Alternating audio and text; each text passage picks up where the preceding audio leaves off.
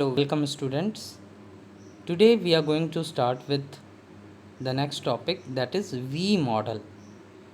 V model is a variation of waterfall model. इसमें waterfall model की कुछ कमियों को दूर किया गया, in which instead of moving down in linear way, the process steps are bent upwards. After the implementation phase, to from the typical V shape, like waterfall model, the process step in V model follow each other in sequential order, but V model allows the parallel execution of activities. तो waterfall model में main problem ये थी कि हम top to bottom की तरफ चलते थे, प्रोडक्ट के स्पेसिफिकेशन को गेट करने से लेके प्रोडक्ट को डेवलप करके लास्ट में मेंटेनेंस तक आते थे एक सीक्वेंशियल फैशन में। यहाँ पे भी सीक्वेंसिंग यूज़ की जा रही है कि हर एक स्टेप के बाद ही दूसरा स्टेप हमारा स्टार्ट होगा। लेकिन वाटरफॉल मॉडल में क्या था कि एक स्टेप कंप्लीट हो गया, फिर दूसरा स्टार्ट हुआ, फिर दूसरे से तीसरा, तीसरे से चौथा, चौथे से पांचवा।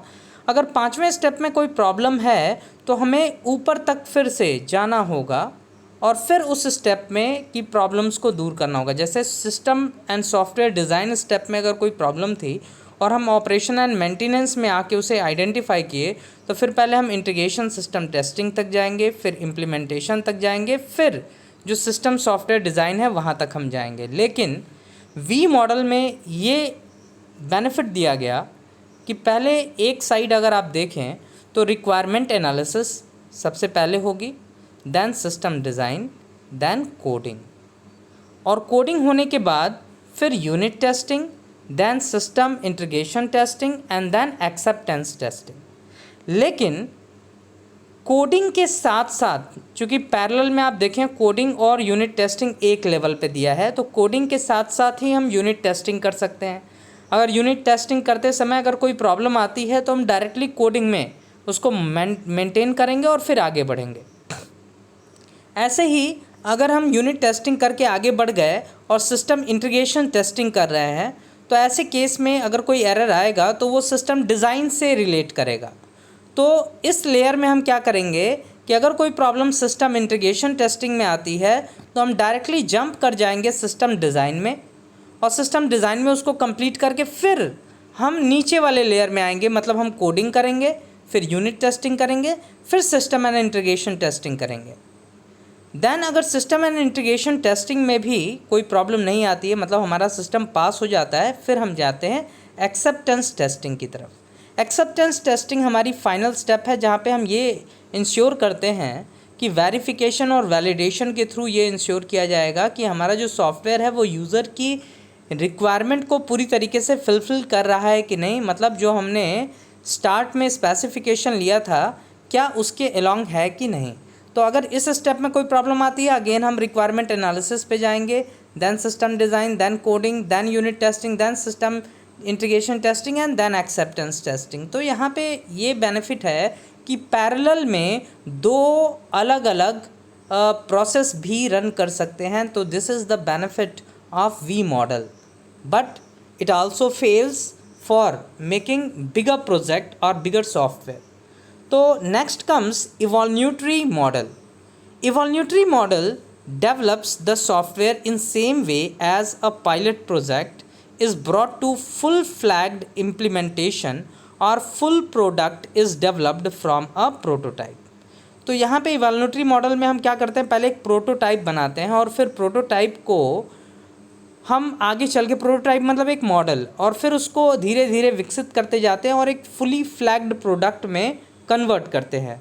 Thus it is also sometime referred to as prototype model। अब इसका बेनिफिट क्या है कि अगर मान लीजिए किसी कंपनी से हमें रिक्वायरमेंट लेनी है, या उस कंपनी से हमने टेंडर देना है, उसको प्रेजेंटेशन दे के और फिर हमें उस वर्क को लेना है। तो मान लीजिए ऐसे हो सकता है कि कई सारी कंपनियां, हमारी जैसी कई सारी सॉफ्टवेयर डेवलपमेंट कंपनियां उस कंपनी को अप्रोच करेंगी। तो उसके लिए हम उसकी रिक्वायरमेंट के आधार पे पहले एक प्रोटोटाइप बना लेते हैं और फिर उस प्रोटोटाइप को हम डिमॉन्स्ट्रेट करते हैं अपने कस्टमर से, अगर कस्टमर उससे सेटिस्फाई हो जाता है वो हमें कॉन्ट्रैक्ट दे देता है, फिर उसी प्रोटोटाइप को इवॉल्व करते हैं, विकसित करते हैं और फुली फ्लैग्ड प्रोडक्ट बनाने की कोशिश करते हैं। In this software process model N initial software implementation is developed and given और शोन टू द यूज़र। जो मैं बोल रहा था कि इनिशियली हम क्या करते हैं, शुरुआत में ही एक छोटा सा प्रोटोटाइप बनाते हैं, एक मॉडल बनाते हैं और उसको यूज़र को डिमॉन्स्ट्रेट करते हैं। User works with this software implementation and gives comment and feedback based on which the system is refined and changes are incorporated to it. This procedure is repeated until a complete fully flagged system is developed.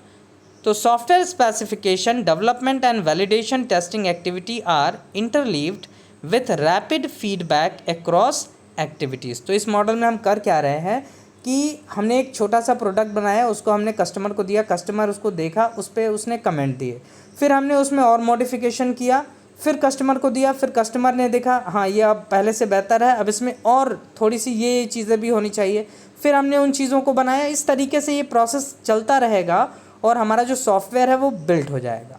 तो इसका सबसे बड़ा benefit ये है कि चूँकि हम software development के प्रोसेस में कस्टमर को भी इन्वॉल्व कर रहे हैं, तो कस्टमर पूरी तरीके से सेटिस्फाई होगा हमारे सॉफ्टवेयर डेवलपमेंट से। यहाँ पे एक नोट करके दिया हुआ है कि the evolutionary model is a rapid software development model where an initial software implementation is rapidly developed from a very abstract specification which is then inwardly modified according to the user appraisal of the software. So please learn this definition. Now, the evolutionary model is suitable for project with high technical risk and where timeline is aggressive.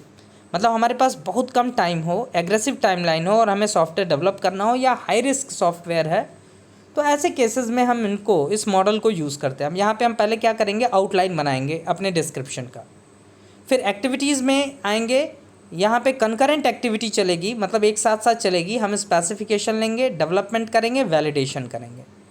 Validation करने के बाद हम initial version दे देंगे customer को। अब customer उस initial version से satisfy अगर होता है तो ठीक है, अदरवाइज़ उसने कोई मॉडिफिकेशन करने के लिए कहा, कुछ और चीज़ें करने के लिए कहा, फिर हम यहाँ आएंगे, स्पेसिफिकेशन करेंगे, डेवलपमेंट करेंगे, वैलिडेशन करेंगे, फिर कस्टमर को दे देंगे। अब कस्टमर के पास गया इंटरमीडिएट वर्जन, फिर उस इंटरमीडिएट वर्जन पे कस्टमर ने अपना फीडबैक दिया, उसने कमेंट्स दिए, फिर वो आएगा आपके कंपनी में, फिर आपने स्पेसिफिकेशन किया, फिर डेवलपमेंट किया, फिर वैलिडेशन किया, और जब पूरी तरीके से कंप्लीट हो जा रहा है तब जाके फाइनल वर्जन आपके प्रोडक्ट का कस्टमर को डिलीवर किया जाएगा। Now advantage of evolutionary model. तो देखिए, in some scenario it is useful to demonstrate the concept to prospective investors before actually developing the full system. जैसा ऐसा हो सकता है कि हमने मान लो एक सॉफ्टवेयर बनाना है, बनाया, और बनाने के बाद कस्टमर को जब दिखाया तो उसने कहा कि नहीं नहीं मुझे ऐसा तो नहीं चाहिए था, मुझे इस तरीके का चाहिए था। अब इस केस में हमारा पूरा एफर्ट वेस्ट हो जाएगा। रादर अगर हमने मान लीजिए कि उसका एक इनिशियल वर्जन बना के इन्वेस्टर्स को दिखाया, इन्वेस्टर उस पर अपने कमेंट्स देंगे, फिर उसके बाद हम आगे डेवलपमेंट करें, तो इससे क्या होगा कि जो इन्वेस्टर है, जो यूज़र है, उसको भी ये लगेगा कि I am also involved in development, और वो अपने फीडबैक देगा। और अब सॉफ्टवेयर उसके फीडबैक के आधार पर बना रहे हैं, तो customer can not deny that this requirement is not his और her. Now it reduces risk of failure.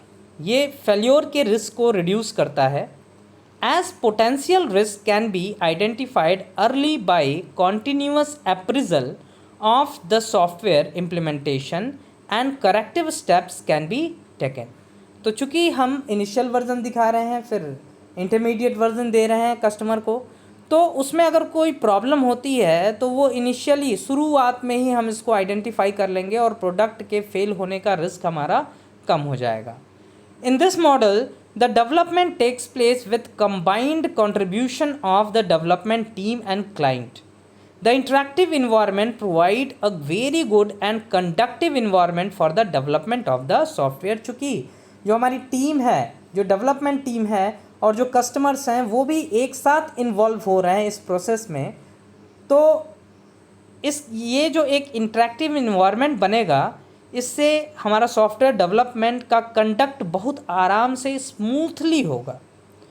Fourth, user gets a fair idea of final products working as a working model of the system is provided. User को हमने उसका एक working model दे दिया, तो user को ये पता है कि आगे चल के हमारा जो प्रोडक्ट बन के आएगा वो किस तरीके का होगा।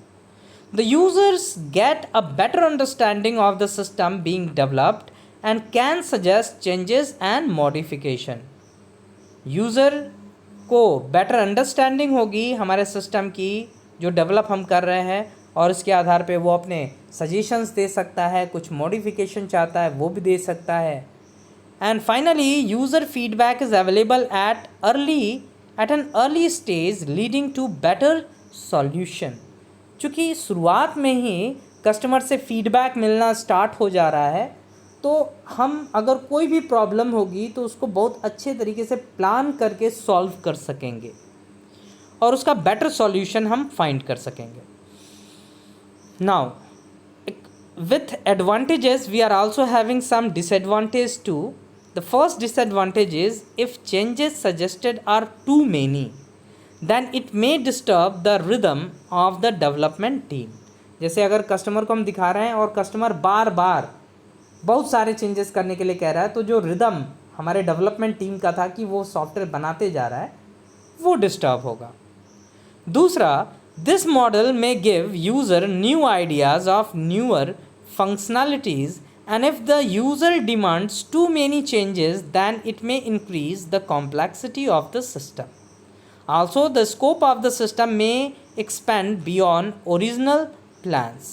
तो ये जो मॉडल है, ये नई आइडिया, नई फंक्शनलिटी यूज़र के डिमांड के आधार पे लिया जा रहा है यहाँ पे, और अगर बहुत सारे चेंजेस होंगे तो हमारे सिस्टम की कॉम्प्लेक्सिटी इंक्रीज़ हो जाएगी, और जो हमने प्लान बनाया था कि हम इतने दिन में सॉफ्टवेयर डेवलप कर देंगे, हम उसमें फेल हो सकते हैं। इससे हमारा कॉस्ट ज़्यादा लगेगा, हमारी बजट बढ़ सकती है। Rapid changes may increase the cost of development and it may derail the budgeting of the software system। जो अभी मैं बता रहा था कि अगर रैपिड चेंजेस होते हैं तो कॉस्ट ऑफ डेवलपमेंट हाई होगा और इससे हमारी बजट खराब हो सकती है। Now types of evolutionary development model.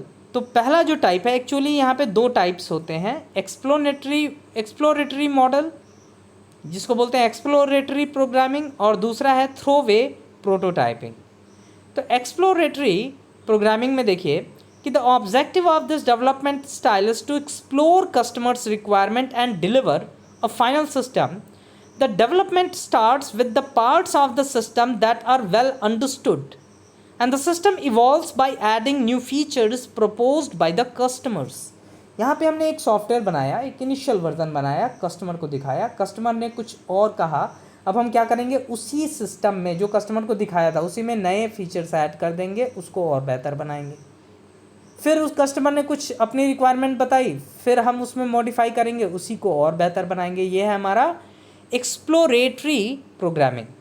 मतलब हम एक्सप्लोर कर रहे हैं, कस्टमर से रिक्वायरमेंट ले रहे हैं, एक्सप्लोर कर रहे हैं, प्रोग्रामिंग कर रहे हैं और सॉफ्टवेयर बिल्ड करते जा रहे हैं। दूसरा है थ्रो वे प्रोटोटाइपिंग। थ्रो अवे मतलब फेंक देना। प्रोटोटाइपिंग मतलब हम क्या करेंगे, प्रोटोटाइप्स बनाएंगे और उसको छोड़ते जाएंगे। The objective of this development style is to understand customer requirement and develop better requirements definition for the system. In this style, prototype concretes on experimenting with those components of requirement which are not very clear। मतलब हम उन चीज़ों के लिए prototype बनाते हैं जो customer को क्लियर नहीं है, उससे क्लैरिफिकेशन लेंगे, उसको समझाएंगे, फिर उसके बाद उस प्रोटोटाइप को छोड़ देंगे और हम ओरिजिनल जो हम सॉफ्टवेयर बिल्ड कर रहे थे उसी पे काम करते रहेंगे। मतलब एक सॉफ्टवेयर हम बनाएंगे, पैरेलली हम प्रोटोटाइप बनाते जाएंगे और उसको कस्टमर को दिखाते जाएंगे, लेकिन हम ओरिजिनल जो सॉफ्टवेयर हम बना रहे हैं उसको हम कस्टमर के साथ शेयर नहीं करेंगे। यह है हमारा throw away prototyping. Now next model is component based model. तो देखो कंपोनेंट आपको मैंने पहले भी प्रीवियस वीडियो में बताया था कि कंपोनेंट क्या होता है। यहाँ पे हम कंपोनेंट के आधार पे हम अपने सॉफ्टवेयर को बिल्ड करेंगे। तो while developing software, you may realize that a certain functionality is similar to a software component. आप जब सॉफ्टवेयर डेवलप करोगे तो आपको ये कभी कभी मिलेगा कि ये फंक्शनैलिटी किसी सॉफ्टवेयर कंपोनेंट से मिलती जुलती है। इंडिपेंडेंटली यूजेबल सॉफ्टवेयर प्रोग्राम और सब module are known as component you have developed earlier. अब जैसे मान लीजिए, हम इसको ऐसे समझिए कि हम एक सॉफ्टवेयर डेवलपमेंट कंपनी है, हमें एक स्कूल मैनेजमेंट सिस्टम बनाना है। कोई स्कूल ABC हमारे पास आया और कहा कि हमारे लिए एक सॉफ्टवेयर बना दीजिए। उसने अपनी रिक्वायरमेंट दी। हम बहुत ही पुरानी कंपनी है, हम पिछले 10 साल 15 साल से काम कर रहे हैं और हमने बहुत सारे स्कूलों के लिए सॉफ्टवेयर मान लो बना रखा है। हमने स्कूल A के लिए बनाया है, B के लिए बनाया है, C के लिए बनाया है, ऐसे ही बहुत सारे स्कूल के लिए बना रखा है। अब हम जब ABC के लिए हम कोई सॉफ्टवेयर बनाने जा रहे हैं, कोई स्कूल मैनेजमेंट बनाने जा रहे हैं सिस्टम, तो हमने ये आइडेंटिफाई किया कि इसमें ये जो चीज़ें हैं, मतलब जैसे कि एग्जांपल ले लो कि उसमें स्टूडेंट का रिकॉर्ड लेने का जो मॉड्यूल है, या स्टूडेंट का एडमिशन करने का जो मॉड्यूल है, रिज़ल्ट प्रिंट करने का जो मॉड्यूल है, लाइब्रेरी को मैनेज करने का जो मॉड्यूल है, वो जो हम यहाँ पे देंगे वो हमारे पुराने जो सॉफ्टवेयर हमने पिछले किसी और स्कूल के लिए बनाया था उससे मिलता जुलता है। तो हम क्या करेंगे कि उस सॉफ्टवेयर को जो हमने पहले बना लिया था उसमें से उन कंपोनेंट्स को लेंगे, उसमें केवल इस नाम में मॉडिफिकेशन करेंगे और हमारा वो पार्ट हमारे सॉफ्टवेयर का बन के तैयार हो गया। इससे हमारी जो एफर्ट लगनी है वो कम लगेगी, 2 टर्म में कम लगेगी। पहली चीज़, जो कॉस्ट है वो रिड्यूस होगी। दूसरी चीज़, जो टाइम है वो रिड्यूस होगी। और कॉस्ट इसलिए ज़्यादा रिड्यूस होगी क्योंकि जो सॉफ्टवेयर से हमने कंपोनेंट लिए हैं वो हम किसी को दे चुके हैं और वो सॉफ्टवेयर को यूज़ कर रहा है और सेटिस्फाइड है। मतलब इन कंपोनेंट्स की ना तो हमें टेस्टिंग करनी है, ना हमें डेवलप करना है, हम इस पर पूरी तरीके से रिलाई कर सकते हैं। And that is why this model proves to be best in case if we are trying to develop a similar software that we have already developed. आगे देखते हैं इसमें कि in fact you may have multiple components that have similar functionality as required by the current system. The component based software engineering is based on this very idea, that is to incorporate and reuse existing software component in current software development if feasible, if possible. मतलब यदि feasible हो, possible हो, तो हम इस software, जिस current software को हम बना रहे हैं उसमें हम पहले से बने हुए सॉफ्टवेयर का कंपोनेंट्स यूज़ करें। अब इससे हमें बहुत ही बेनिफिट होगा, हमारा बजट रिड्यूस हो जाएगा और हम मैक्सिमम प्रॉफिट गेन कर सकेंगे। The component-based software model mostly begins after one has determined the basic software specification for the new system. The component-based software development model has following phases or stages. पहला है component analysis. तो देखिए, this is an important phase that determines if the component is usable at all. In this phase, from the available software component pool or library, a search is made for the component that can implement specification as per the specification decided for the new system. मतलब हम जैसे जब हम software बनाते हैं तो हम क्या कर रहे हैं, उसमें कंपोनेंट्स को एक पूल में, मतलब एक जगह पे हार्ड डिस्क में हम सेव करते जा रहे हैं कि ये कंपोनेंट वो कंपोनेंट, ऐसे हम सेव करते जा रहे हैं। अब हम कभी भी कोई नया सिस्टम बनाने जाएंगे, नया सॉफ्टवेयर बनाने जाएंगे, तो हम उस कंपोनेंट पूल में सर्च करेंगे कि क्या ये जो सॉफ्टवेयर हम बनाने जा रहे हैं इससे मिलता जुलता कोई कंपोनेंट हमारे पास पड़ा हुआ है। Although it is difficult to find exact match, but if a component meet a specification partially, say about 60 to 70%, for example, the component may be used and tweaked for added functionality. मतलब अगर हम कोई software बनाने जा रहे हैं और हम देख रहे हैं इससे मिलता जुलता कोई कंपोनेंट है जो 100% मैच नहीं कर रहा है, वैसे 100% तो मैच होगा भी नहीं, अगर 60 to 70% भी मैच कर रहा है तो हम उस कंपोनेंट को वहाँ से लेंगे और उसमें 30% जो एडिशन करना है वो हम एडिशन कर देंगे और हमारा वो पार्ट बन के तैयार हो जाएगा। Next, requirement modification.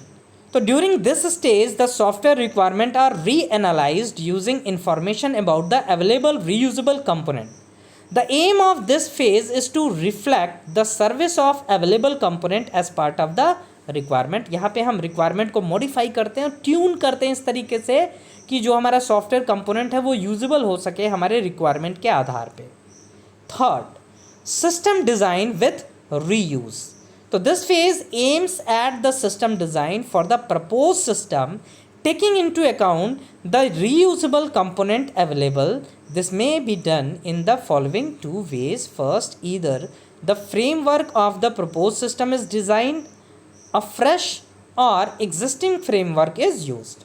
मतलब अगर हम कोई सॉफ्टवेयर बनाने जा रहे हैं और उसके जैसा हमने पहले बना रखा है सॉफ्टवेयर, तो या तो पहला कि हम एक नया फ्रेमवर्क बनाएं और उसके आधार पे कंपोनेंट्स को कंपोनेंट पूल से लेके आए और यूज़ करें, और दूसरा कि जो हम प्रोजेक्ट बना रखे थे पहले से उसी के फ्रेमवर्क को यूज़ करें और उसी में हम नए मॉडिफिकेशंस कर दें। If no reusable components are available then the new software that means component may have to be designed for all the functionality. और अगर ऐसा हम देखते हैं कि कोई भी उस टाइप का सॉफ्टवेयर हम नहीं बना रखे हैं, मतलब कोई भी कंपोनेंट अवेलेबल नहीं है, तब हमें उन कंपोनेंट्स को नया बनाना पड़ता है। लेकिन अगर हम कुछ सालों से काम करने वाली कंपनी हैं तो ऐसे केस में ये होता है कि किसी भी सॉफ्टवेयर में अगर 10 कंपोनेंट की रिक्वायरमेंट है तो 5-6 कंपोनेंट तो हमको पहले से बने हुए मिल जाते हैं और इससे जो हमारा टाइम है वो बच जाता है। Fourth, development and integration.